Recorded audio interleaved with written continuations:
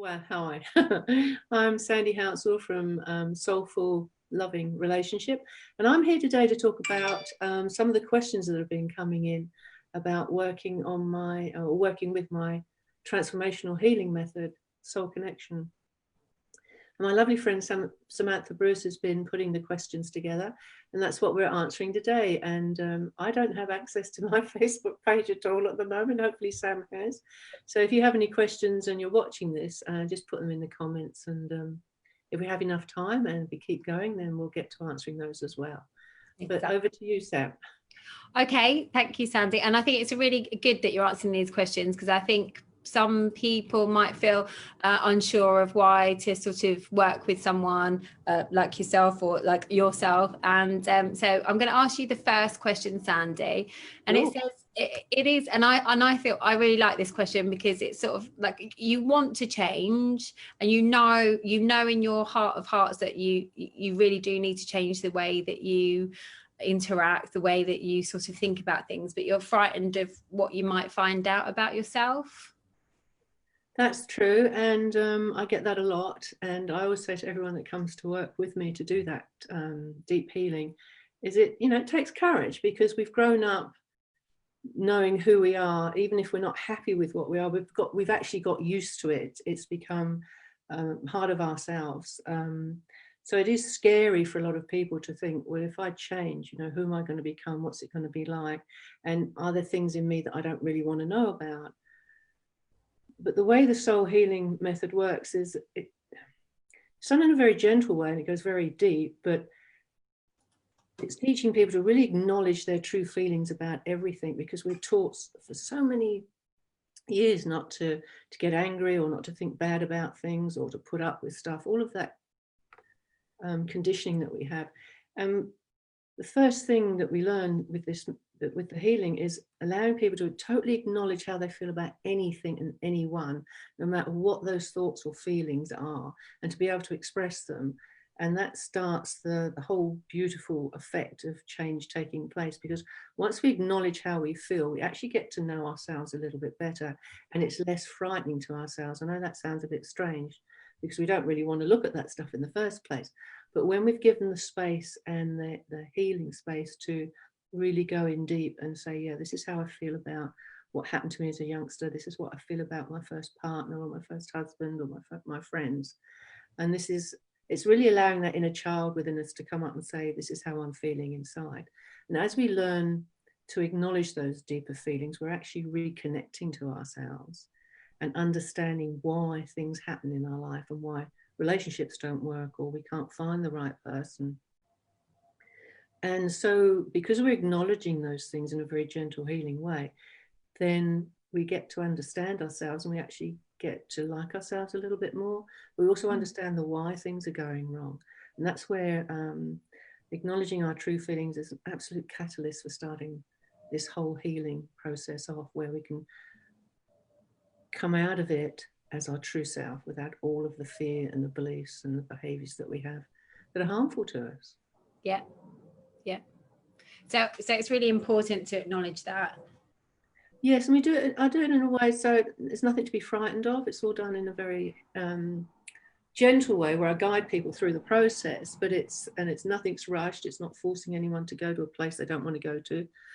It's just allowing this natural progression of recognizing what we feel and how we think, no matter, as I say, even if there's hatred, then there's real anger and resentment there. That's fine.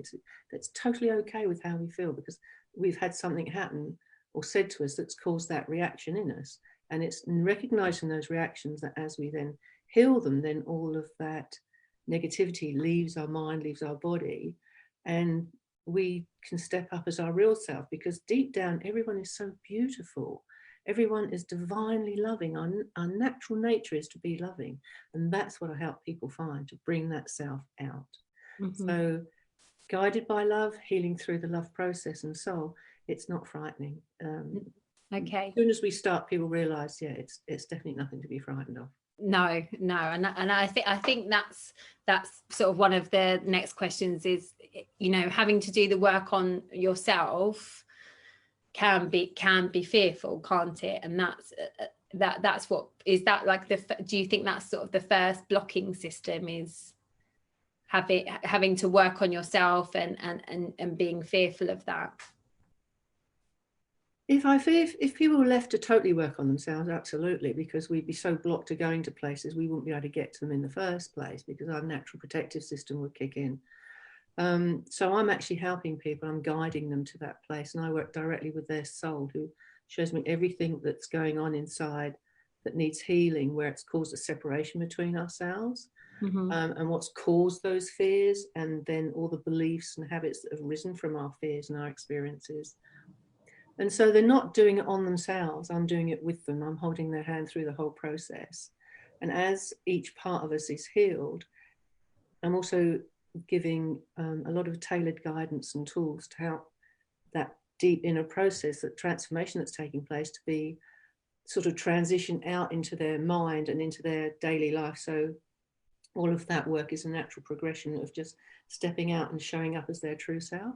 So the tools that I supply, and the way that we do the work, is that it's a real beautiful journey of discovery of who we really are. And when we suddenly realize just what an amazing person we are, and we've got all these abilities and gifts that we didn't even know we had, and we can feel and think a certain way, it's surprisingly beautiful to accept that we actually can see ourselves in a different way. So the way the work happens with that transition, and then bringing it into the daily life, so that we can actually adjust to this new way of feeling and thinking and seeing, it actually becomes quite exciting. It's a beautiful journey of discovery, of self-discovery. So those fears very quickly turn into an excitement to find out more, and who can I really become? And as the journey goes on, then it's about, what can I now manifest? Who can I bring into my life? What can I do? And you suddenly leap into this very non-restrictive, limitless way of thinking and being, and then everything just changes completely. I can imagine. I think we touched on it on another, just about feeling more open to things, didn't we? And that's sort of one of the other questions. Is it easier to blame others? And I think that maybe once you've started that process, what would you say about that, when people say, well, not, they don't necessarily say it's easier to blame others, do they? But they feel like it is, like the world's against them. Oh yeah, I mean, people, and some people do blame their parents, and that's fine. That's how they feel. There's nothing wrong with any of that. It just depends what we do with that, and how then we use that in our lives against other people. If we can look back on life and get really angry about what our mum and dads did. We can get angry about what our brothers or sisters did to us, or people at school, or our teachers. And it's okay to be angry and not be happy with that. That's the sort of thing I'm saying we don't want to deny. We don't want to bury it anymore. We don't want to push it to one side and pretend it didn't happen, because that's actually how it's made us feel. And because of those fearful events, we take on certain beliefs and about ourselves, because those things have happened to us. And we might blame ourselves. We might feel that we're not lovable, or we're not attractive enough, or that we're stupid, or there's all sorts of beliefs that we take on. So it doesn't matter if that part of us that's really hurting, that might have only been 6 years of age when that horrible thing happened to us, it doesn't matter if they blame somebody. That's the acknowledgement. By being totally honest with ourselves and allowing those real feelings to be acknowledged, and actually how we think and feel, then that is the true key to the healing, and turning that key to open and unlock our true self, to our true self step up. So it doesn't matter. But we can also get habits of blaming others, because we're so fearful of wanting to change, or we've been so conditioned that it's somebody else's fault. And maybe we got brought up in a household where there was a lot of blame and shame. So our natural habit is to blame others. And that's still true that they created that. If you came from a family like that, that's been created a lot in your family. But it's also about taking ownership and saying, okay, look, the past is the past. Let's heal the past. And healing that past is through all the emotional traumas that we've suffered and the pain that we've suffered. And that really is the key to the freedom, to move on from that and not blame anybody else. And the Yeah, moment opening we up. step in and take total responsibility, that again is another big step forward to the freedom of being ourselves. Mm-hmm. Okay, I think that's a really good answer to that question.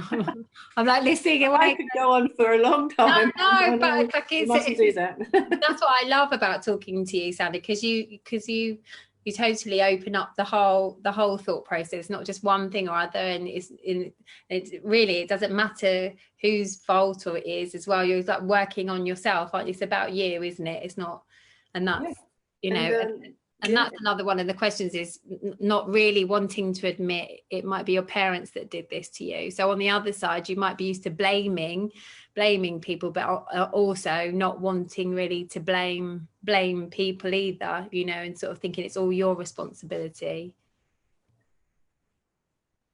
It's not our responsibility when we're young. We can't defend ourselves against what's happening around us. As young children, we're like a sponge, so everything's being said around us, the energy of which is being said, what's being done, we just soak up.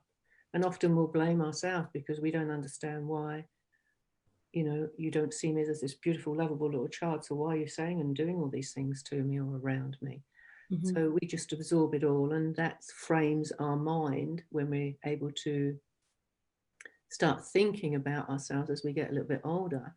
All of that emotional confusion forms our thinking, forms our thoughts, forms our belief. And we've inherited a lot of those things as well. I mean, there's the other side of the genetics. If it's always been a lot of blame going down through the generations, then that's going to flow into us as well. Mm-hmm. Yeah, no, I think that's what about the feeling of not wanting to fail again? I mean, that's it's so funny because I sort of question myself. I hate to fail, but we all do, and sometimes that's part of the learning curve, isn't it? Well, see, that's why I don't think there's any such thing as failure. There's certain words I don't allow in my vocabulary, and that's one of them. Would, must, have to, got to, can't, gone. Yeah. But no, failure. I mean, we've been taught to think of success versus failure, but failure is how you view it. We failed at the first doing this live. It suddenly switched itself off. But I mean, that was funny. But it's not failing. It's learning. It's growing. And it's seeing that didn't quite work out. And what can I learn from that? So I one of the things I do teach too through the healing process, so that it becomes, when I say through the healing process, it's so that the learning and the teaching becomes a natural way of the thinking for the person I'm helping. And that's to look at everything that happens for a reason. So, and looking, like, if something doesn't work out or something goes wrong or I've failed in that, it's then looking back at myself and saying, what is it in me that created that failure? Mm-hmm. If you want to use that word. What in me created that to go wrong? So what's my inner saboteur, my little inner child up to? So then go back and look inside, because that's its way of showing us it's not happy by making things go wrong. Yeah. Which it did to me a few weeks ago. Well, and that's what I like about your statement about failure, if that's what we're going to call it. But is like you said, we tried to join the Facebook, it cut us off. We didn't just stop there, did we? We didn't say, okay, we're not going to do this live. We came back on and tried again, didn't we? And that's, yeah, and hopefully it is live. It's live, and it is live, Sandy. Oh, good. Live. You're not just chatting to me for no reason. Bless you. And one of the big things about the healing process in this way, it's in a way it's like crumbling all the falseness down. So it's like dropping all the walls that have built up the house, all the doors and the windows that we've looked through and stepped out into the world as through that front door and presented ourselves to the world. It's about all that crumbling away, and we're just standing there as our purest self. And what walls do I want to build? What windows do I want to put? What do I want my house and my world and my life to look like? And we are true creators of our own reality. And by transforming all of this fear that we live by, that just totally sucks the life out of people, and ruins relationships, then we can really have the most deepest relationship with someone, at first it's about having that deep relationship with ourselves. Yeah, so I think it's forgot what we're talking about now, but well, no, we were talking about failing and how, you know, people not wanting necessarily to join you, working with you, or joining a course with you, or because they've tried and then they've, you know, they didn't want to fail again, you know, and it's that kind of question, but I think you've answered it, and it's not. Yeah, I think too, some people say to me, well, you know, I've worked on myself for years, and why am I still having issues, and what's different about your program? Well, the difference is that, which is what we've been talking about, it's a total transformation of being your true self. Then that work, once that deeper work has been done, then you're constantly growing and learning, and you've got the tools and the outlook of coming from a place of absolute confidence and feeling safe, and not having any unnatural fears anymore. And so you've got a whole different outlook about how things work, and how you work, and how you relate to the world, and what you want to manifest and create. And it's not going layer by layer and taking years to find those. And it's not doing bit by bit by bit either, which means that you might work on this particular, say, money issue, and tidy all that up, but that's got little threads into every other part of your life. Yeah. So the transformation is just going right down into the root cause of why. And that root cause might be in your childhood, it might be in the womb, it might be in your genetics, it might be way down the ancestral line, it might be from a past life. And it might be from this global historical views about women, where we've been conditioned to see women as this. And you can see that all through history, the way women have been treated. And so it's looking at all of those things. And it's about love, but it might touch on your wealth, it will touch on your sexuality, your intimacy, the way you communicate, the way you share your feelings, and allowing those feelings to be felt and explored and to be acknowledged. So we don't ignore any part of ourselves going forward in life. So we go forward as oneness with self. So moving on, so say I've decided I do want some help, but then I, you know, and I want to work with you, but then I say I can't afford to do this. Well, that's why I offer installment plans. So I'll always work something out on an installment level to make sure that somebody who's really, really keen and wants to do this, we make it happen. Okay, that's nice. That's good to know as well. Or also, I don't have enough time. I'm too busy to work on myself. And I probably would say this because I always fill my time. So no, I can't do that. I've got to do this, or like work, or I've got to do something for my children. I've got to do, you know, so I might, you know, feel saying I'm too busy. What would you say to that, Sandy? Well, we can always make excuses and we're always so busy, but what's happening there is our little inner child and those parts of us that are hurting are not wanting to do the work. They're scared. So it's working through that with somebody at the time we have our initial chat and find out what's really going on as to why they're too busy. And it usually comes down to one or two things. And then you say, well, that's the real reason we're making, it's not like making excuses, I'm blaming you, but part of us is making an excuse. We can always find reasons not to do something. But if we want our life and we want this love that we're looking for in the way that we want it, we need to step up and do the work. Yeah. So it's just helping people when I'm chatting to them is to say, okay, well, let's have a look at this, and what part of you is, what's the fear? What's really your fear? Is it not having time? Let's look at that fear. Yeah. Yeah. So that's right. It can be money. It can be my partner doesn't like it. I think that was one of the questions. Yes, and I like this question because I come very much from a family that us talking about the sort of our emotions, or even the way that, you know, they would say, oh, it's a bit woo-woo, like, what are you doing? It's not. And what would you talk? They see it. That's why I love this question as well, because I was like, that's got to go in there, because my family would totally be, this is all woo-woo. So what do you say to that, Sandy? I've had ladies come to me and say, yeah, I come from a very strict religious background, or they might be, I won't mention any, because it might upset people, but there's lots of different religions that totally do not believe in our spirituality in this sense that we have got direct connection to source. And some partners don't. So I've offered to speak to the families, which I have done. And sometimes 4 or 5 at one time. And I also offered to speak to the partner too, whether the partner's a lady or a man, as to what it is that they're frightened of. And every time it comes back, I don't want my partner to change. I'm scared as to what they're going to change to. So it's frightening to them, because deep down in their heart, they know that we are a spiritual being, that there is more to us than just this flesh and blood and bones. And they intuitively understand that there's going to be a change in their partner. Even if they don't understand the work or don't want to on a conscious level, they know in their heart that this is going to change them. And often when I've spoken to the partners, they said, I don't want my partner to change. What's that going to happen?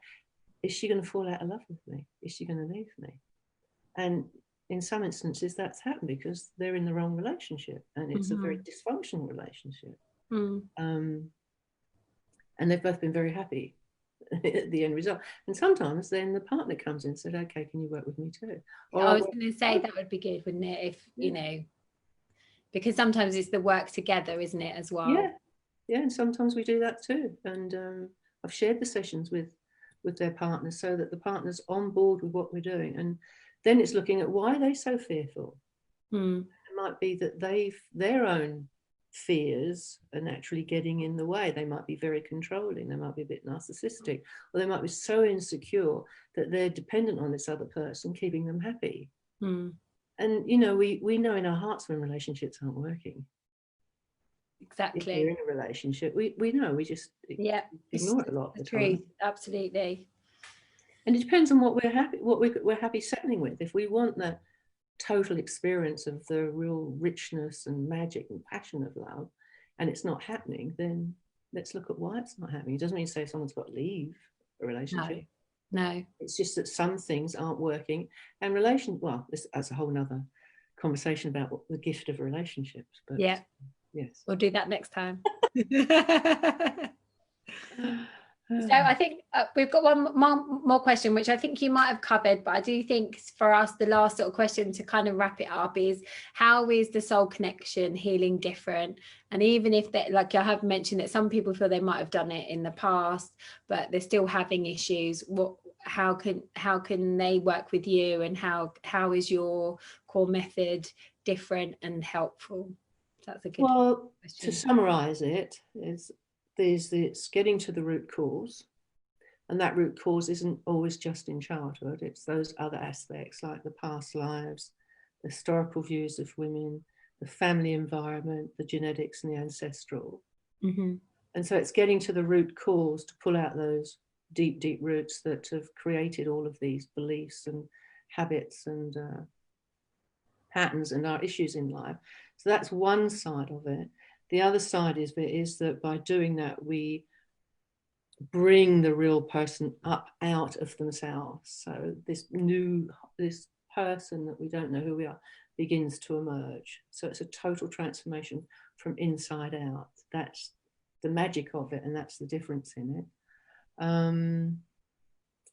There was something else you mentioned too. I've just forgotten it. So we spoke about the partner thinking it's woo-woo, the family, not being able to, not thinking you can afford it or you don't have time. Sorry, no, didn't mean to interrupt. It's about the difference. So other thing too is with what I've been doing since my teens, when I was learning mediumship development and psychic healing and readings, is that I bring all of those gifts in, but I do have this ability to read the cellular memory and your emotional blueprint. So and a person's voice and face, Sandy, can I just I said and a person's voice and face. You've done that very well to me. So when I'm working with someone, I see what I can connect with. They're the little 3-year-old, and I say I'm with you at 3 years of age, and I can tell what they're thinking, what beliefs were created from that moment, what the feelings were and what was going on around them. And so I can really connect in at that deep level and have that connection to then very gently heal that part of themselves, because I can understand how they're feeling and what they're thinking. And also when I explain that and do it in a way that is not confrontational, people are just so happy that someone else understands them, and it actually helps them to understand themselves. Because when you understand the why, it's like, wow, now I understand why I'm like, I'm not the only one like it, and it's not my fault. And it's a beautiful thing to just have that realization. So absolutely, now I think you've covered everything now. Did we get any coming? I still can't tell. We have I think maybe if we come off the Facebook, we've had a few people attend, but we haven't had any questions yet. Okay, all right, great, lovely. Well, hopefully we'll get some. We will. Hopefully people will ask the questions on your profile when the video goes to post as well. Yeah, and hopefully next time I'll be able to see what's going on. You will. So thank you for coming. People that did as well. Oh, okay, great, brilliant. And we're on Friday. We're gonna. Should we come back on Friday? Do you want to do coffee chat on Friday? Really? Yeah, lovely. We'll be there on Friday. It was about 10ish, I think, wasn't it, originally? Well, we'll confirm the time. We'll confirm the time later. Yeah, I know we said we would. So we'll work out these technical issues anyway. Brilliant. Right. Perfect. Okay. Lovely. Thanks. Thank you. Bye for now. Bye. I'll chat to you after. I'll end this one, I think. Yeah, if you end that one, that'd be lovely.